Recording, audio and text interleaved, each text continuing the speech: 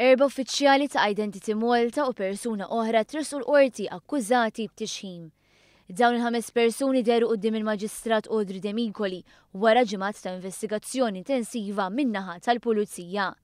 Kien fit-23 ta' Settembru li għadda li sar magħruf li l-Pulizija kienu jintensifikaw l-investigazzjoni tagħhom b'rabta ma' permessi ta' residenza. Dan wara tarif li għadda mill-Gvern lill-awtoritajiet kompetenti. Mill-erba' uffiċjali ta' Identity Malta kien biss ġuvni ta' 21 sena li jgħix il-Ħamrun li wieġeb mhux ħati tal-akkużi miġġuba kontrih. Huwa ingħata ħelsien mill-arrest fuq depożitu ta' 800 euro u garanzija personali ta' 3000 euro. It-tlet uffiċjali l-oħra wieġbu ħati tal-akkużi kontrihom. Dawn it-tlieta ingħataw sentejn ħabs sospiżi għal 4 snin. Il-prosekuzzjoni mmexxija mill-ispetturi Ivon Farrugia u Reni Stivala qalet fil-qorti li dawk li ammettew l-akkużi kellhom l-inqas involviment f'dan il-każ. Żiedet l-akkużati li wieġbu ħati tal-akkużi ikkoperaw mal-pulizija u jirrispettaw il-kundizzjonijiet tal-arrest.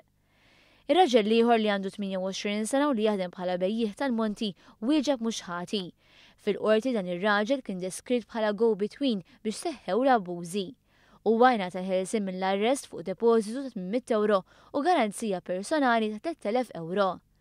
Fis-qarja tal-Gvern fil-ħin li dawk il-persuni tresqu l-qorti, intqal li din hija prova konkreta li l-Gvern qed jiġġieled il-korruzzjoni u abbużi li kienu ilhom għaddejjin is-snin f'istituzzjonijiet governattivi.